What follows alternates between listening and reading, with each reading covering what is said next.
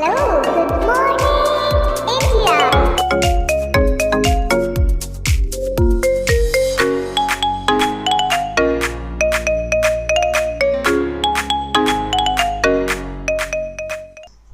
नमस्कार दोस्तों, आज अपन नया टॉपिक शुरू करते हैं। मानव जनन तंत्र। मानव जनन तंत्र विद्यार्थियों के उपयोग के साथ साथ में अपन देखें सामान्य जीवन में इसकी जानकारी होना भी अति आवश्यक है। इसमें देखें जनन जीवधारियों के लिए एक महत्वपूर्ण प्रक्रिया होती है। इस प्रक्रिया के द्वारा ही एक जीव से नए जीव की उत्पत्ति होती है, यानी नया जीव बनता है। उसके लिए जनन अति आवश्यक होता है।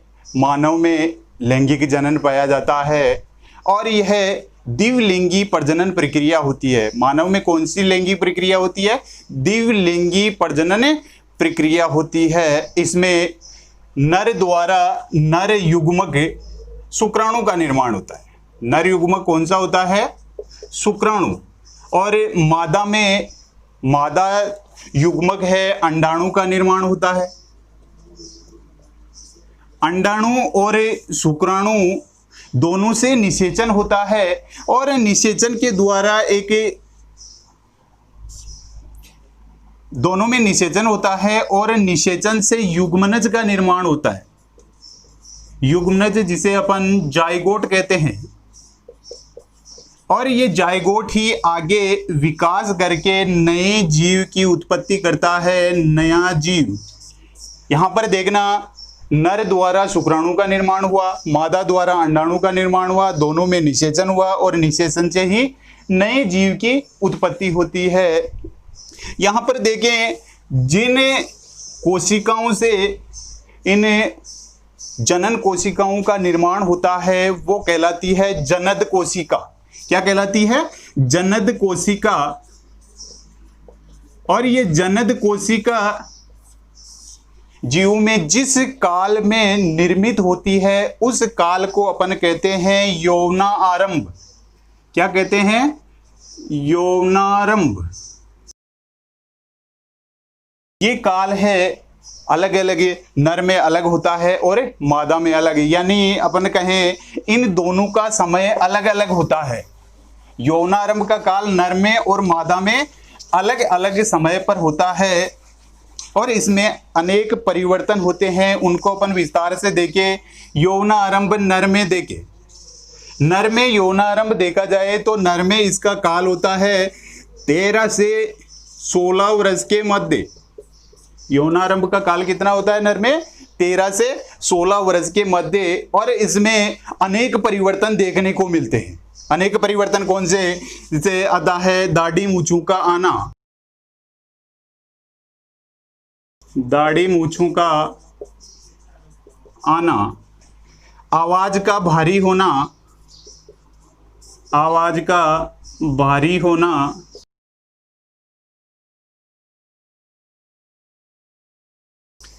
त्वचा का तेलीय होना,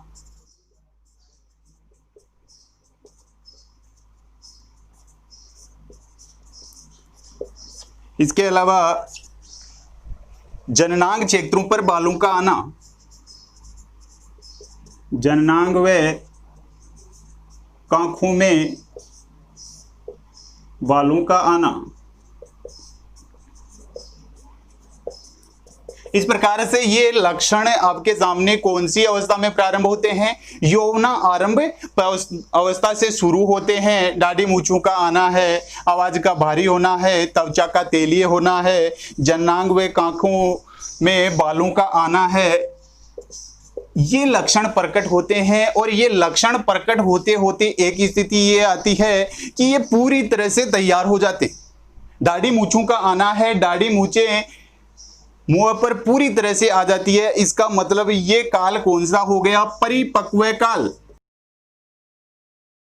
परिपक्व काल। और ये परिपक्व काल होता है 18 से 19 वर्ष के मध्य। लगभग देखा जाए 18 से 19 वर्ष तक पूर्णतः परिपक्व अवस्था में आ जाती है। ये परिपक्व अवस्था किसके लिए देख रहे थे अपन? जनद कोशिका के लिए। यानी जनन कोशिका पूरी परिपक्व अवस्था में तैयार हो जाती है। इसी प्रकार अपन देखें मादा में, ये मादा में मैंने पहले भी आपको बताया था कि ये समय अलग अलग होता है। नर में अलग काल में होता है और मादा में अलग काल में। मादा के लिए देखा जाए तो मादा में ये समय होता है 12 से 14 वर्ष, 12 से लेकर 14 वर्ष तक का समय होता है यौन आरंभ का। और इसमें भी अनेक लक्षण हमें प्रकट दिखाई देते हैं। लक्षणों में आता है, एक आता है आवाज का बारीक होना। इससे पहले अपन ने देखा था, पुरुषों में क्या देखा था, आवाज का भारी होना, लेकिन महिलाओं में यह होता है आवाज का बारीक होना। एक आता है त्वचा का तेलीय होना, त्वचा का तेलीय होना। इसके साथ में आता है जननांग क्षेत्रों में बालों का आना, जननांग क्षेत्रों में बालों का आना। एक आता है रजोधर्म का शुरू होना, रजोधर्म का शुरू होना। जैसा अपन ने पुरुषों में देखा था उसी प्रकार से महिलाओं में भी ये लक्षण प्रकट होते हैं। अपन ने देखा आवाज का बारीक होना, त्वचा का तेलीय होना, जननांग क्षेत्रों में बालों का आना, रजोधर्म का शुरू होना। ये लक्षण है एक साथ नहीं प्रकट होकर धीरे धीरे प्रकट होते हैं और ये अवस्था चलते चलते नर के समान मादा में भी परिपक्व अवस्था आती है और वो परिपक्व अवस्था आती है लगभग 18 से 19 वर्ष के मध्य। इस काल को भी अपन क्या कहते हैं, मादा में परिपक्वन काल। नर में भी अपन ने परिपक्वन काल कहा था तो उसको अपन कह सकते हैं नर में परिपक्वन काल, और इसको कह सकते हैं अपन मादा में परिपक्वन काल। इनके बाद में यौनारंभ शुरू होता है और परिपक्वन अवस्था आ गई। परिपक्वन अवस्था होने के बाद में नर व मादा पूरी तरह से जनन कोशिकाओं के द्वारा अंडाणु व शुक्राणु का निर्माण करने के लिए तैयार हो जाते हैं। इन दोनों का अपन अलग अलग अध्ययन करें तो पहले अपन देखते हैं नर जनन तंत्र। अलग अलग अध्ययन करेंगे तो पहला कौन सा देखिए अपन, नर जनन तंत्र।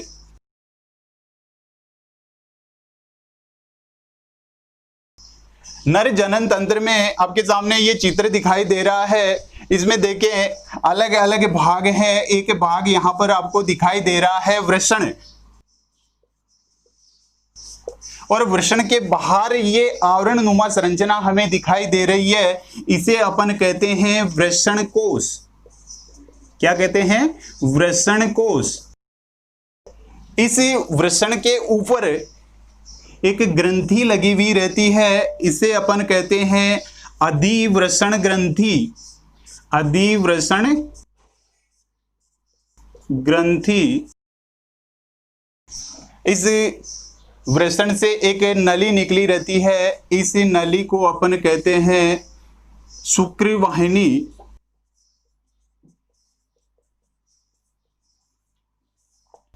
ये शुक्रवाहिनी आगे चलकर एक संरचना के साथ में जुड़ी रहती है और ये संरचना कहलाती है शुक्राशय।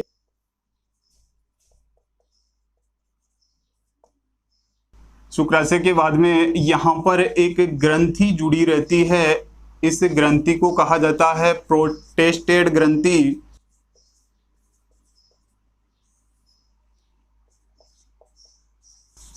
प्रोटेस्टेड ग्रंथि।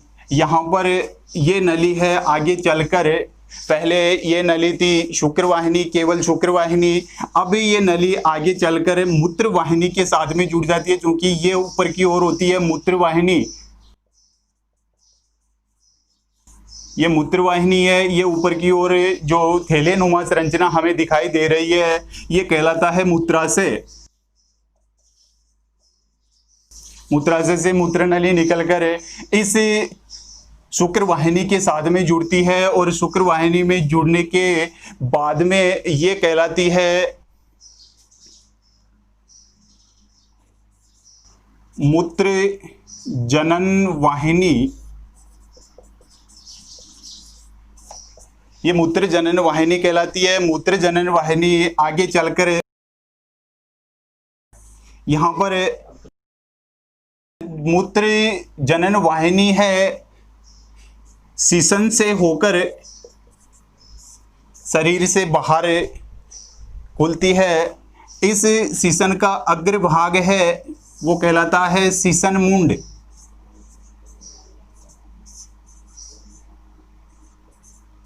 सीसन मुंड यहाँ पर आपको चित्र में दिखाई दे रहे हैं। ये सारे के सारे पार्टों का अपन अलग से विस्तार पूर्वक अध्ययन करें तो विस्तार पूर्वक अध्ययन करें तो इन सभी पार्टों को अपन दो भागों में बांट सकते हैं। एक होता है प्राथमिक जनन अंग, नंबर एक आता है प्राथमिक जनन अंग और दूसरा आता है द्वितीयक जनन अंग। प्राथमिक जो जनन अंग है वो प्रमुख अंग होता है और ये प्राथमिक जनन अंग में एक ही अंग आता है केवल वृषण। कौन सा अंग आता है? वृषण, जो जनन का महत्वपूर्ण अंग होता है।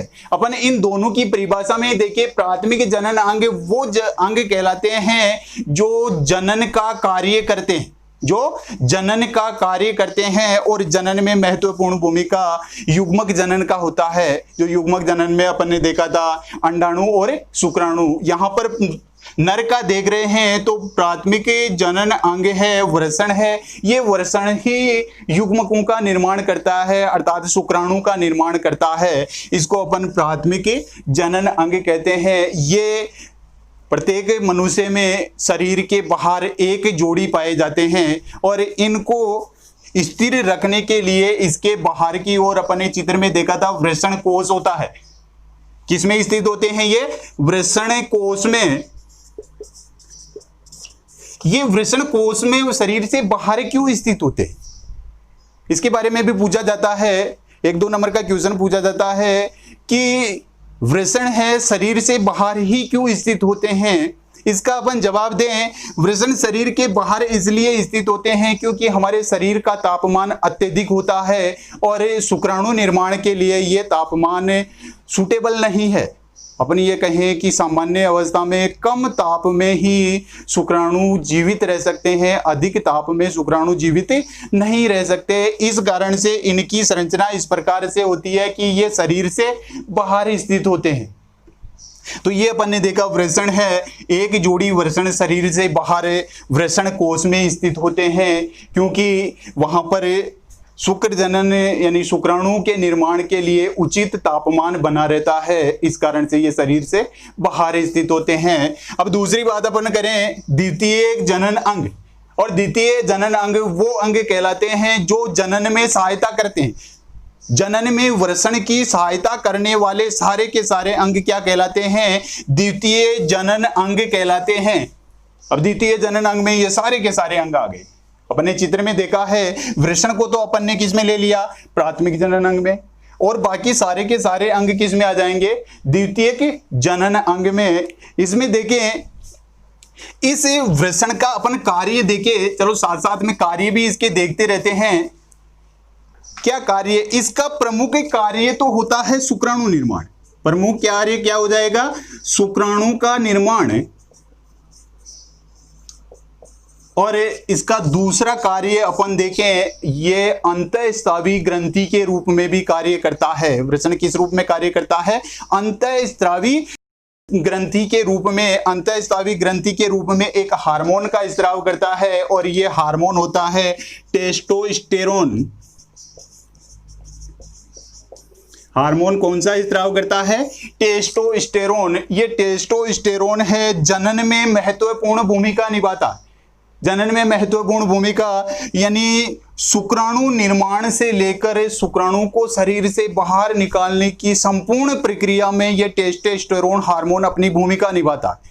शुरुआत में शुक्राणु के निर्माण में इसकी भूमिका हो गई। उसके बाद में शुरुआत में जब शुक्राणु में इस वृषण में शुक्राणु रहता है उस समय इसकी भोजन के लिए भी ये काम में आता है। और उसके बाद में आगे चलते चलते अनेक ग्रंथियों का स्त्राव और भी आता है, उससे उसको भोजन मिलता रहता है। दूसरा अपन देखें, द्वितीय जनन अंग अपन देख रहे थे, इसमें सबसे पहले आता है वृषण कोश। वृषण कोश का कार्य अपन ने देखा, वृषण कोश है, वृषण को सुरक्षित रखने का कार्य करता है। अपन ने ये देख लिया कि एक जोड़ी वृषण पाए जाते हैं, ये एक जोड़ी वृषण है, इनको शरीर से बाहर सुरक्षित रखने का कार्य करता है। क्या कार्य करता है? सुरक्षित रखने का कार्य करता है। तो इसकी भी महत्वपूर्ण भूमिका हो गई। यदि ये वृषण कोश नहीं होते तो वृषण बाहर स्वतंत्र रूप में नहीं रह सकता। इसके साथ में अपन ने देखी शुक्र वाहिनी जुड़ी रहती है। क्या जुड़ी रहती है? शुक्र वाहिनी। ये लंबी नलिका होती है जिसका एक सिरा तो वृषण से जुड़ा हुआ रहता है, दूसरा सिरा है आगे चलकर शुक्राशय से जुड़ा रहता है। पहला सिरा कहां से जुड़ा हुआ है? वृषण से जुड़ा हुआ है। दूसरा सिरा शुक्राशय से जुड़ा हुआ है, यानी शुक्राणु को वृषण से लेकर शुक्राशय तक पहुंचाने का कार्य किसका हो जाएगा? इस शुक्र वाहिनी का। वृषण से लेकर शुक्राशय तक पहुंचाने का कार्य हो जाएगा इस शुक्र वाहिनी का। बाद में आ जाता है अपना शुक्राशय। ये शुक्राशय एक थैली नुमा संरचना आपको चित्र में दिखाई दे रही है। ये थैली नुमा संरचना है। ये थैली नुमा संरचना क्या कार्य करती है? ये यहां से इसको शुक्र वाहिनी लाकर शुक्राणु देती है, और ये शुक्राणु इतनी देर तक भूखे प्यासे हो जाते हैं। तो भूखे प्यासे होंगे तो यहां पर आसरा भी लेंगे। तो आसरा प्रदान करने का कार्य कौन करता है? शुक्राशय। यहां पर इनको आश्रय देता है, यानी एक जगह एकत्रित करता है, और एकत्रित किए हुए शुक्राणुओं को भोजन भी प्रदान करता है। तो इसका कार्य क्या हो जाएगा? एकत्रित करना। क्या हो जाएगा? शुक्राणु एकत्रित करना, एकत्रित करना। और दूसरा क्या कार्य हो जाएगा? पोषण प्रदान करना। शुक्राणु को क्या करना? पोषण प्रदान करना।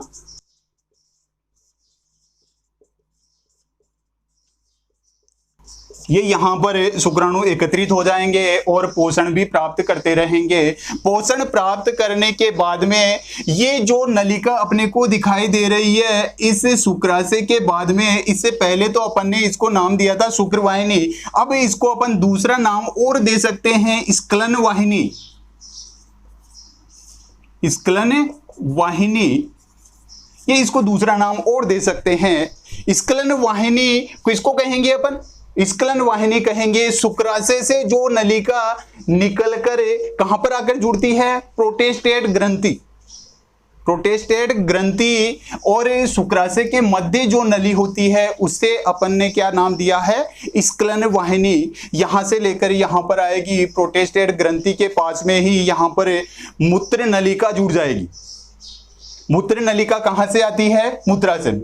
मूत्राशय के बारे में अपन ने पिछले अध्याय में अध्ययन किया था। मूत्राशय के साथ में क्या जुड़ी रहती है?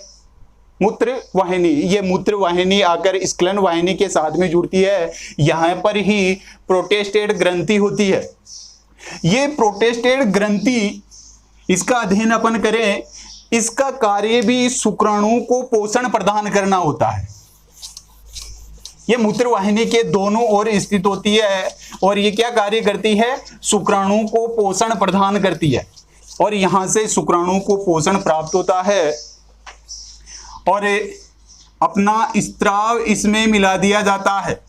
ये जो स्त्राव करती है, इस स्त्राव से इसका वॉल्यूम बढ़ता है। वॉल्यूम का मतलब है इसकी शुक्राणु के साथ में, शुक्राणु अकेले गमन नहीं कर पाते, इसलिए श्वेत द्रव्य ये स्त्रावित करती है जो शुक्राणु को आगे गमन में भी सहायक होती है, पोषण प्रदान करती है। साथ साथ में ये माध्यम भी प्रदान कर रही है अपने साथ में लेकर चलने का।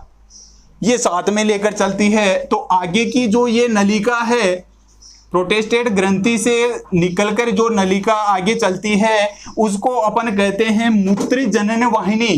क्या कहते हैं? मूत्र जनन वाहिनी।